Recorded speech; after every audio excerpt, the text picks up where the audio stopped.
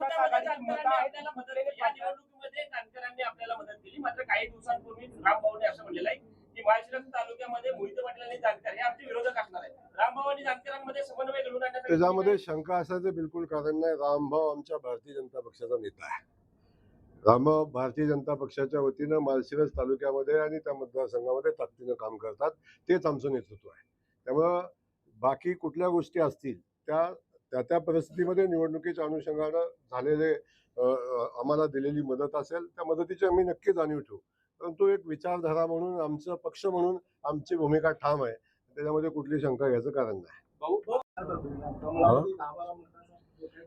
तू आता आनंद व्यक्त करायला शिका ना बाबा. कधीतरी आनंद व्यक्त करायला शिका ना. नाशिकमध्ये मोठ्या प्रमाणावर उलटफेर पाहायला मिळतोय. मला आता सोलापूरच्या विजयाचा आनंद घेऊ द्या.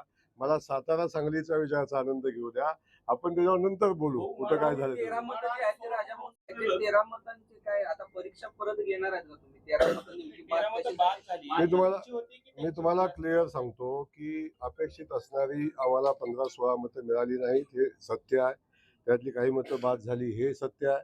आणि कुणाची अपेक्षित मतं पडली नाही याचे अनालिसिस थोड्याच वेळात कंप्लीट होईल आणि ते मी सांगेन. पण तो काही सामुदायिक बोलण्याचा विषय नाही. परंतु मी आपल्याला सांगेन की माझी या निवडणुकीतली अपेक्षा होती 501 मताची, पण ती पूर्ण झाली नाही हे नक्की सांगेन. परंतु म्हणून या विजयाचं महत्त्व कमी होत नाही. मिळालेली मतं कमी नाहीत. आम्ही या विजयाचा आनंदोत्सव साजरा करू. आणि आपल्या सगळ्यांचं खास करून मी माझ्या सगळ्या सहकारी बांधव चुकून कुणाचं नाव घ्यायचं राहिलं असेल आमच्या कुर्डवाडीचे आमचे नगराध्यक्ष आहेत तिथं आणि काही उभाटाचे लोकांनी आम्हाला मदत केली होती. सगळ्यांना धन्यवाद देत असताना मी आपल्यालाही मनापासून धन्यवाद देईन की कायम उघडा डोळे बघा नीट अशा पद्धतीची भूमिका आपण पार पाडली आणि आमचे डोळे कायम उघडं ठेवण्याचं काम आपण केलं. याबद्दल आपल्यालाही मनापासून धन्यवाद. झालेलं आहे की आणखी काय ऑपरेशन करावं लागेल? माढा आणि सोलापूर जिंकण्यासाठी पुरेशी जुळजुळ झाली तर आणखी काय एखादं ऑपरेशन करावं लागेल? अभी तो शुरुआत है. आगे आगे देखो होता है क्या. मुख्यमंत्री राजाभाऊ आमचे मुख्यमंत्र्यांचे खूप लाडके कार्यकर्ते आहेत आणि त्यामुळे राजाभाऊंचं कौतुक करणं बनतंच. त्यामुळे राजाभाऊंना फोन येणं साहजिक आहे. त्यामुळे मी आपल्याला सांगेन की एक आपला सहकारी ज्यानं बाजीप्रभूसारखी खिंड लढवली अशा सहकार्याचा झालेला पराभव माननीय मुख्यमंत्री मोदयांच्याही जिव्हारी लागलेला होता.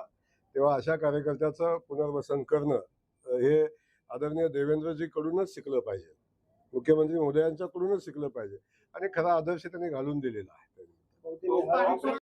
स्थानिक स्वराज्य संस्था निवडणुका झाल्या, विधान परिषद झाली, मुख्यमंत्र्यांनी तुम्हाला दिलेलं जे काम आहे पूर्ण झालं वाटतं? नाही आता तर 1-2 पायऱ्यावर आलेला अजून.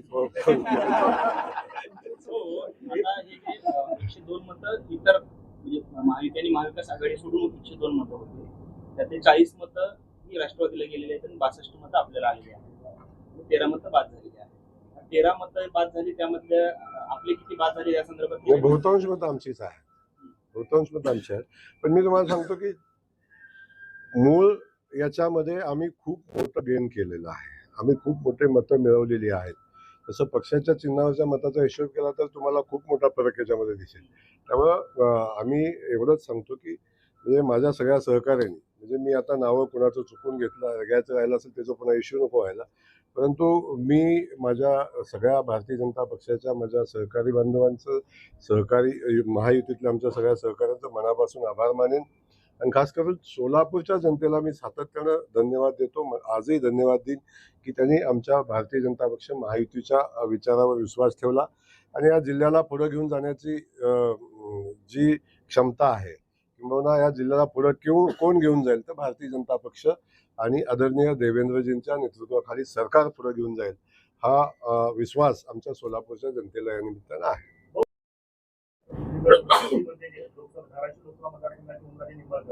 स्वतः देखील महायुतीमध्ये आता येत आहेत. एक आमदार आले त्यांच्या खासदार देखील सत्तेत असणार. मी आपल्याला आत्ताच सांगितलं आहे की मला ह्या विजयाचा आनंद घेऊ द्या, माझ्या सहकार्याने या विजयाचा आनंद घेऊ द्या. त्या बाकी सगळ्या गोष्टीवर विचार करायला खूप वेळ आहे. आपण विचार करू आणि शेवटी महायुतीमध्ये आलेल्या सगळ्या लोकांचं स्वागत करणे ही आमची जबाबदारी आहे. ते आम्ही याच्याविषयी वेगळं काय सांगणं मला वाटतं उचित नाही.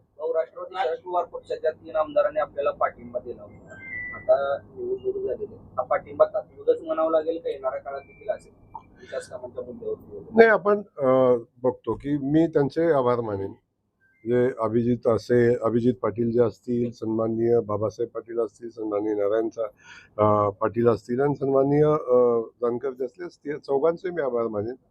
शेवटी काही गोष्टीवर किंबहुना राजाभाऊंच्या उमेदवारीच्या विषयावर त्यांनी आमच्यासोबत येण्याचा निर्णय घेतला. याचा अर्थ आम्ही पॉलिटिकली एकत्र आलो असं होऊ शकत नाही. परंतु मी सांगितलं ना, आगे आगे देखो होता है क्या. धाराशिवमधून धन्यवाद. तर सोलापूरमधून राजेंद्र येणाऱ्या काळामध्ये लोकसभेवर दावा ठोकण्यासाठी आवश्यक आहे. कोण दावा ठोकण्याचं काय? लोकसभेसाठी भारतीय जनता पक्ष योग्य ठिकाणी दावा ठोकेल. त्याची काळजी आपण करू नका. पक्षाला माहिती आहे कुठे लढायचं आहे, काय करायचंय, त्यामुळे बिलकुल चिंता करू नका. ओके.